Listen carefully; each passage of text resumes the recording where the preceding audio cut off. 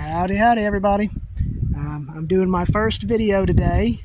This is Corn Boy from Romping with Corn Boy. Today, I'm out here at the farm, and I am mowing down the winter triticale cover crop.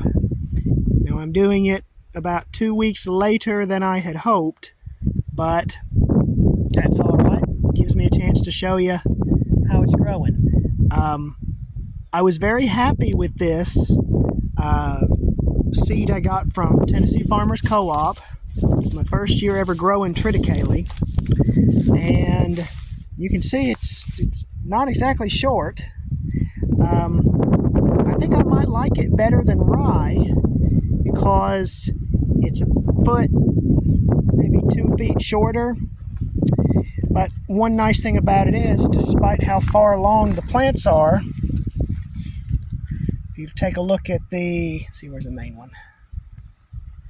Take a look at the seed heads. I'm no small grains expert, but I'd say probably 3 weeks maybe. It would, I'd say, be physiologically mature. And despite how far along it is, I can get out of the video here, the leaves are still relatively green, even far down on the stem. There are some diseases starting. I don't know if that's anthracnose or what. I'm looking at this as a corn guy, but I mean that is a very healthy green plant comparatively. I've had rust and anthracnose completely wipe out a rye crop before. So for it to still be green this late into the season, I'm very happy with it. All I'm doing is just mowing with just a cheap rotary mower. Working really well. I will have to come back and mow again because of the tire tracks, you know, running the triticale over, but that's fine. This was kind of a good learning experience because this plot here is 300 feet by 100 feet.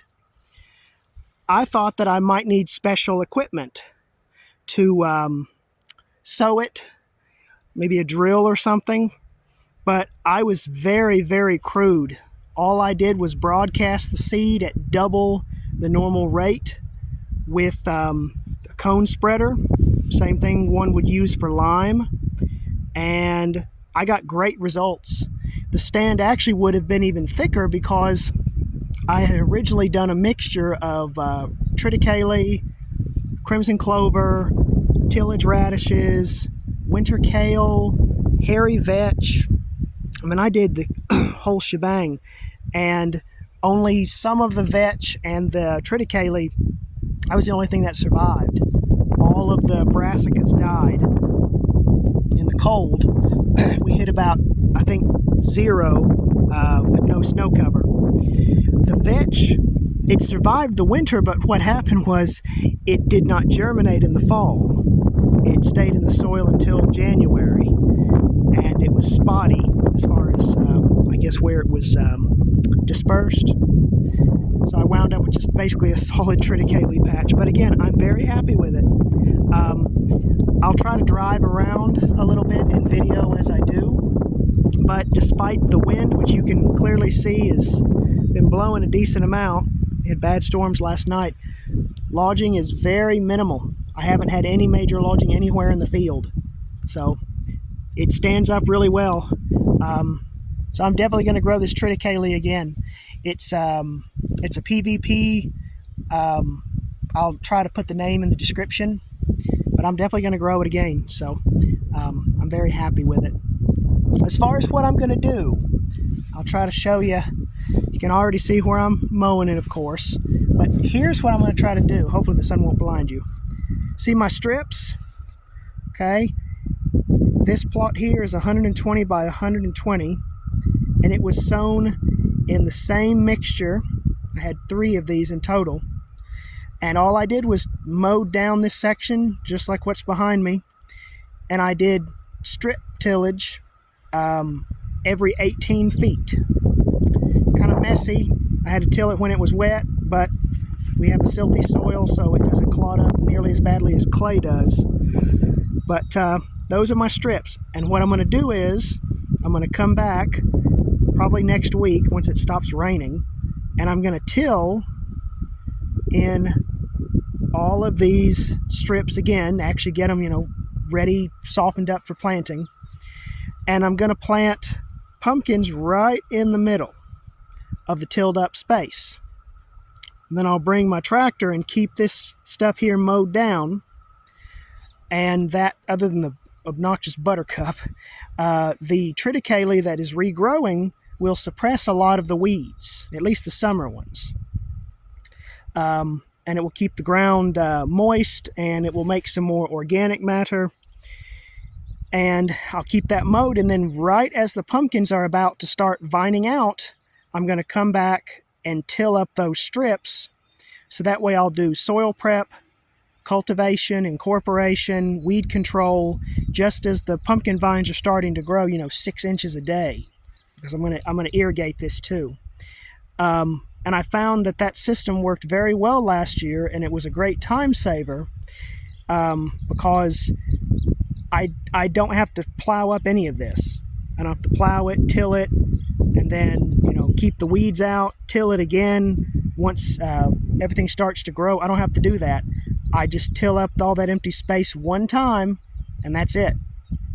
Because until the pumpkins have filled in all this empty space here, all you're doing is just growing weeds. That's all you're doing.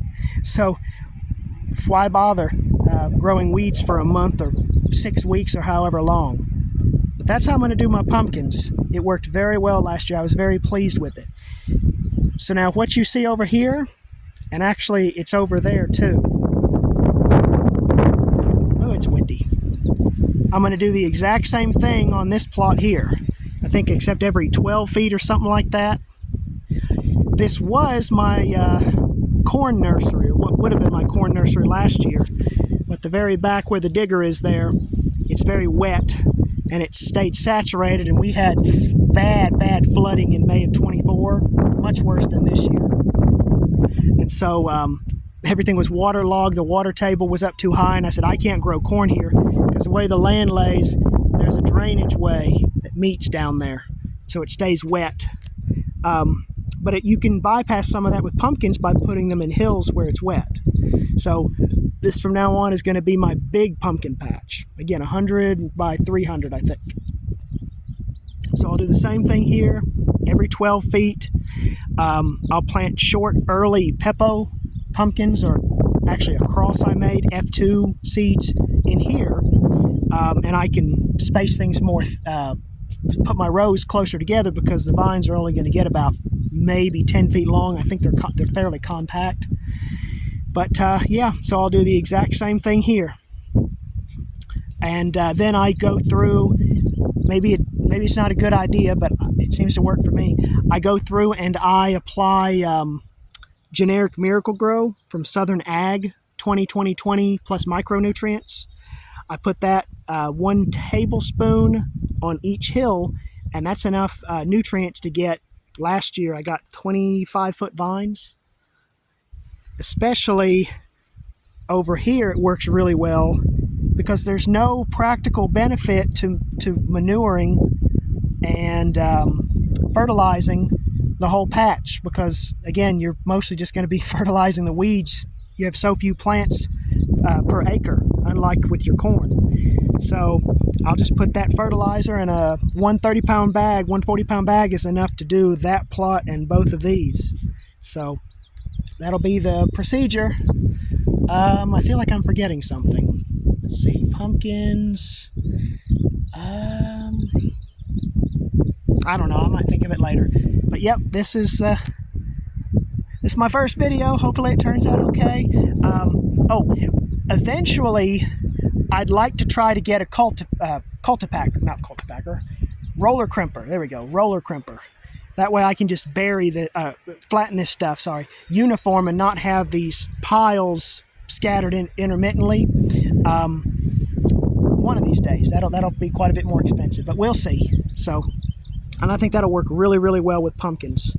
But that's the first video, and hopefully everybody enjoyed it. Put myself in here. All right. But that's it. Oh, and there's the winter garden, fava beans and breeding rye over there. You can't see the corn patch. Corn patch is over on the other side. I tried to make a video with the GoPro to show everything a week ago, but it wouldn't stop shaking. Oh, it's windy. But yep, little piece of paradise out here. So, hope y'all enjoyed it, and hopefully I'll have more updates throughout the year.